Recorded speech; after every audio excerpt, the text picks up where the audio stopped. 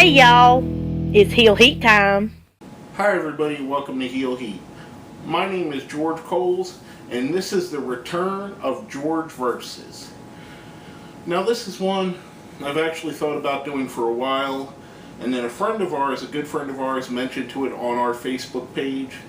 My friend Dizzle Pup, he said, and it was in reference to we were watching Monday Night Raw or something, and Kofi Kingston was used as a jobber yet again.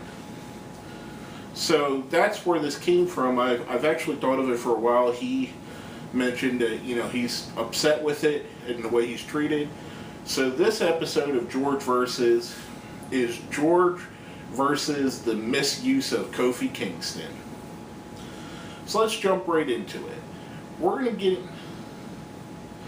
This might end up a little bit controversial by the end, but just bear me out there, friends.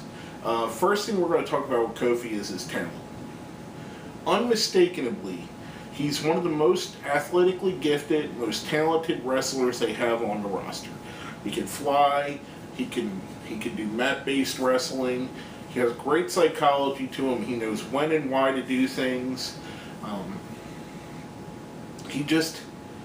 He has that kind of like Dolph Ziggler does, or John Morrison before him, or Daniel Bryan, or Shawn Michaels, where you can put him in a match with absolutely anybody, and he's going to look great, and the person he's wrestling is going to look great.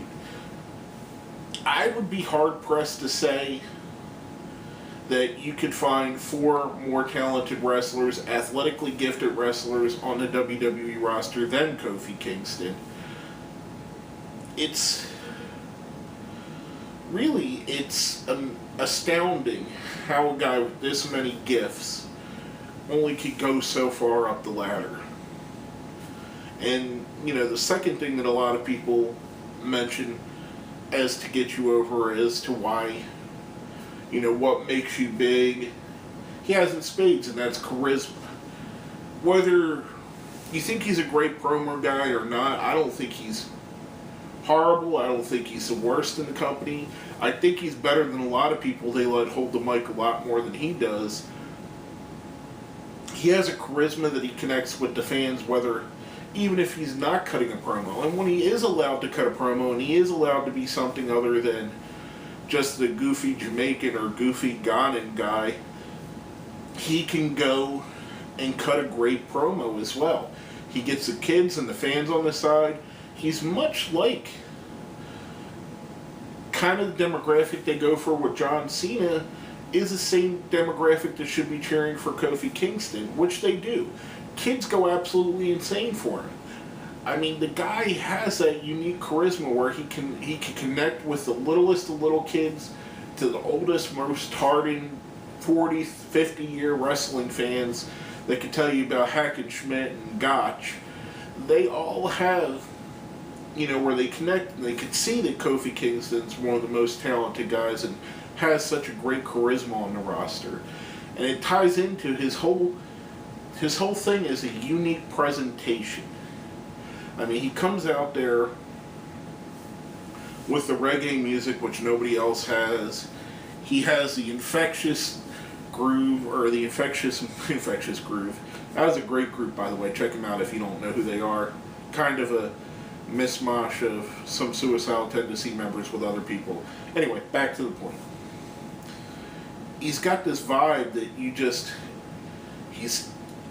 draws you in, and you suspend disbelief, and you're part of it. You're cheering for Kofi. You want Kofi to go far. He does such unique stuff, like the stuff he does in the Royal Rumble, where he'll do a handstand and walk up the steps doing a handstand, or he'll land on the chair and use the chair for crutches, or he'll jump from the ring apron to the barricade and back. I mean, a lot of his best stuff we see happen at the Royal Rumble, where he gets a chance to really stick out and shine and show people what he's all about. And it's just such a unique presentation, whether it be the spin kicks, whether it be the clapping, whatever it is he does, everything is so different than everybody else, and it stands out, and it makes you take notice of him, which I think is awesome. In a roster where there's a lot of cookie cutter vanilla talent, you got this guy coming in here, and it's like you've been fed apples all week, and then all of a sudden here comes a strawberry. You know, it's just something so much different and so unique to just what Kofi can do that I can't fathom why someone like that isn't allowed to go further than he has been. And the comparison in my head that I mostly compare Kofi with is Ricky the Dragon Steamboat. I mean, if we look back 30 years or 20 years or whatever it was to Steamboat Savage, and even before that, and Steamboat in the NWA, and after that, it's basically the same thing. Steamboat stuck out like a sore thumb in his era for how much more athletically gifted he was than most of the roster, and how great he was in the ring, and how his charisma came through. Much like Kofi, he wasn't a great promo guy either. He was a natural born face, just like Kofi. Little kids loved him. Old people loved him. People bought his merchandise. People cheered for him. People legitimately wanted to see him win, just like Kofi Kingston. People want to get behind Kofi and see him win and do well because he's a guy just like Ricky Steamboat, where I don't know why they don't get behind him. I mean, you don't hear nothing about Kofi Kingston being in trouble backstage. You don't hear nothing about Kofi Kingston popping a piss test for smoking dope in the back. You don't hear about him shooting steroids and being on some report that ends up on ESPN and embarrassing the business.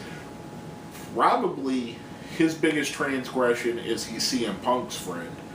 And that's a different story for a whole nother thing. But it just baffles me how I can see the comparisons and the parallels, and the WWE just doesn't get it with the guy. We get a guy, and I'm not going to shit on, I don't mean this to shit on anybody or to bury people. We get a guy like Rusev, who's in the middle of being pushed down our throats, that gets absolutely no reaction from the fans, getting pretty much everything handed to him on a silver platter, where you got a Kofi Kingston who's fought hard to get everything he's got, and he comes out and the fans jump on him and love him and are ready to cheer for him.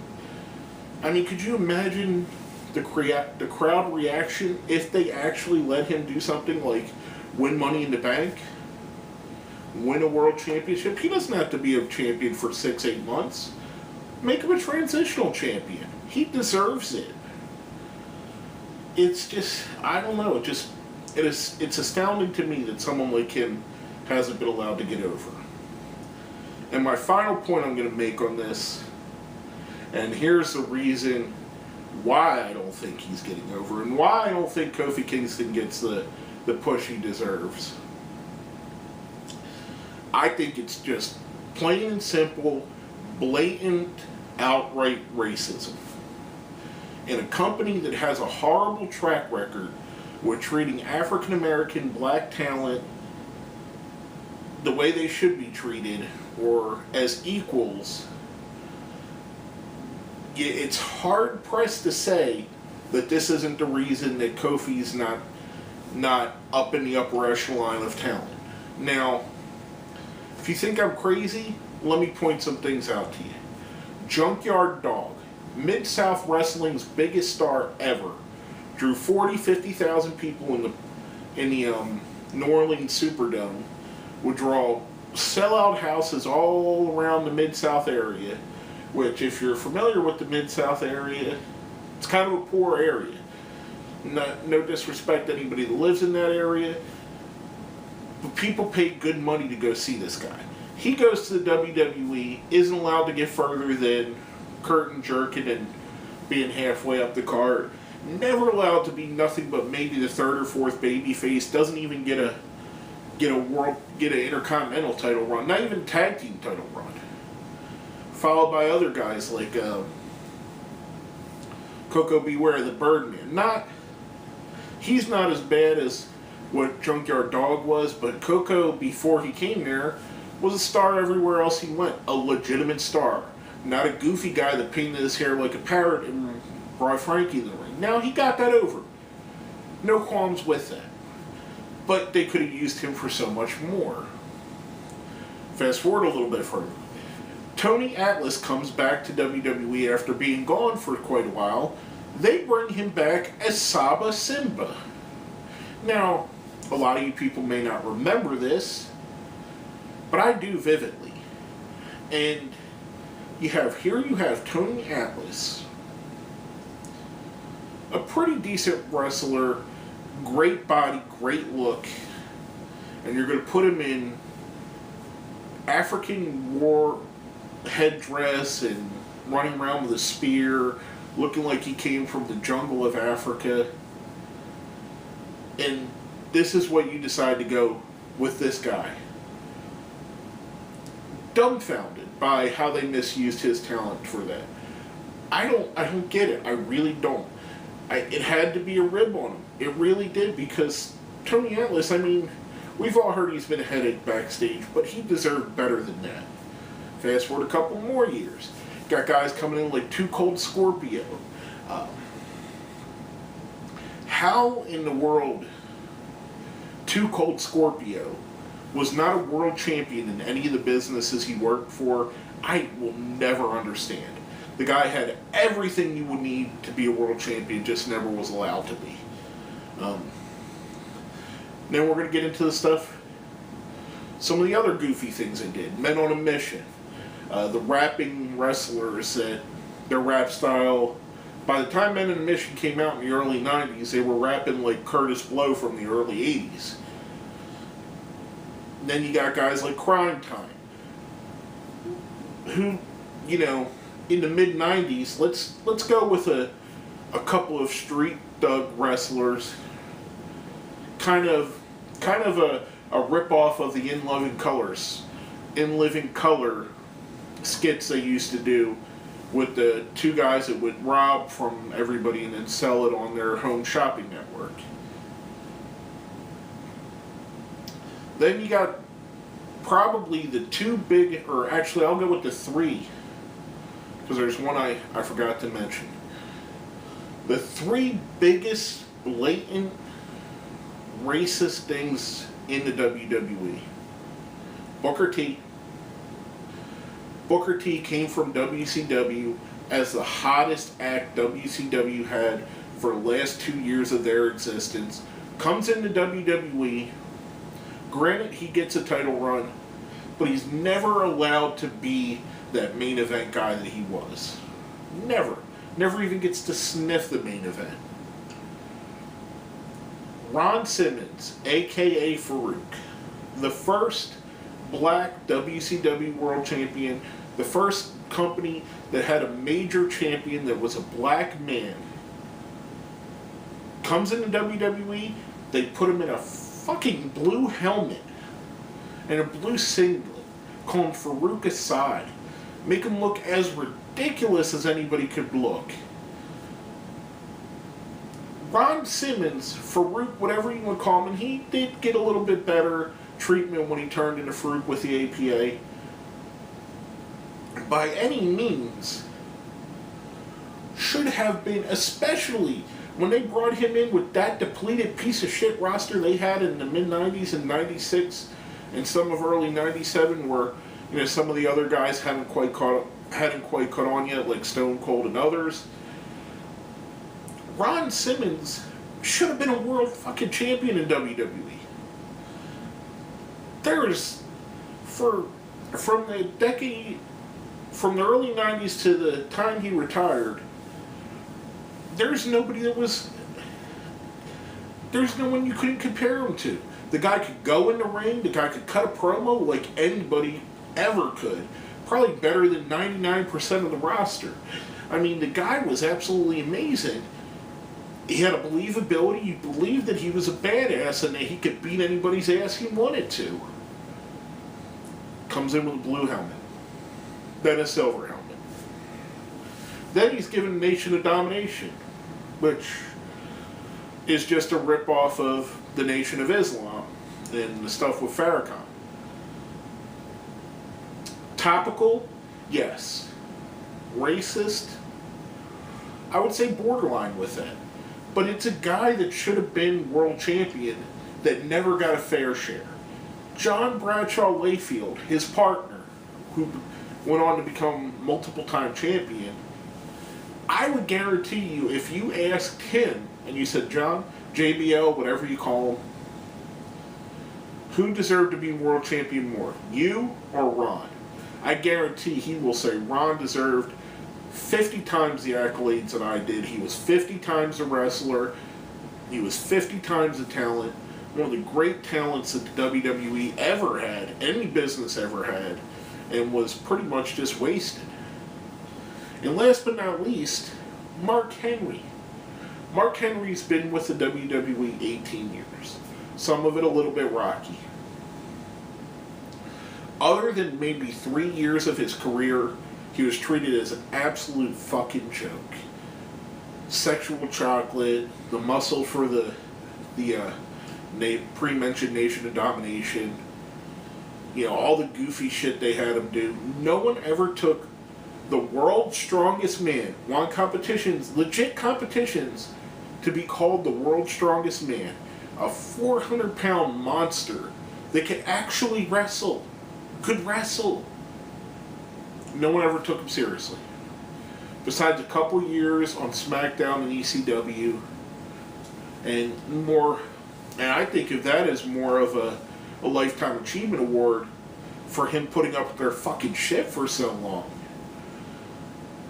They just, for whatever reason, WWE has never been able to connect and use an African American or black or whatever the politically correct term is. I'm sorry if I'm offending anybody. I'm really not trying to.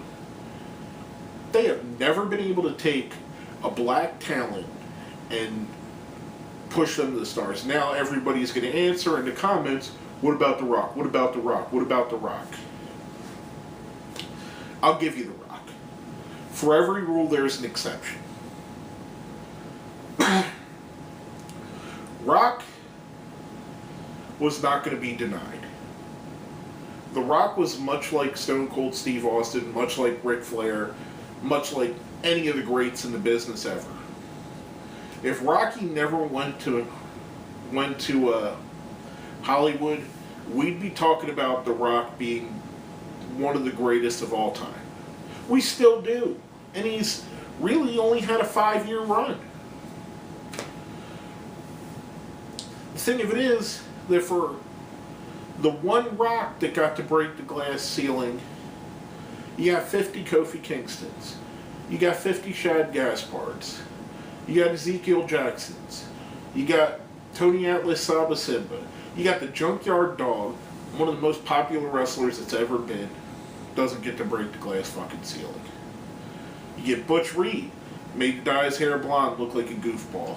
Bad News Brown, one of the greats to come out of Stampede Wrestling. Hell of a look. As a child, when I was maybe 7, 8, when they brought Bad News Brown in the WWE, I had no idea who he was. When he came in the ring, I was like, he looked like a fucking badass. Here's a guy that's a world judo champion, has the look, and they could never do nothing with him. I don't know if it's overtly racist. I don't know if it's on purpose. I don't know if they just don't understand black culture, which is totally easy to see that as well. But for whatever reason, the WWE has never properly pushed a black talent like Kofi Kingston. And it's really a shame because they've missed the boat on such a wide demographic now. And this is where we're going to talk a little bit business. Let's say you make a Kofi Kingston world champion. What does that do? Well, I'll tell you what it does. It's going to bring in all the young black children that would turn through the TV and see Kofi Kingston stand there holding the belt and go, wow, he's important. He looks like me. He has braids like my dad does, or my uncle does, or my older brother does. I could be Kofi Kingston. I want to buy a Kofi Kingston t-shirt. I want to buy Kofi Kingston toys. I could be world champion. And you know what that does? That makes them watch the goddamn show. And when they watch the show, they tell their friends about the show. You gotta watch the show. I mean, it's plain and simple. When I was a kid and I'm growing up and I'm looking and I go, okay, I wish I could be a wrestler. I could be like Hulk Hogan. I could do what he does. I could be like, whoever the flavor of the day was. I had people that were my ethnicity that drew me in. And I'm not saying that as, anything what it sounds. When you see somebody that's just like you, it proves that you can do it too. It does. It really does. How many times have we heard the AJ Lee story about Lita being in the main event of Monday Night Raw and her seeing a female main eventing Monday Night Raw and going, wow, I could really do that. Or all the other stories, all the smaller wrestlers seeing Shawn Michaels become world champion and going, I could be the next world champion.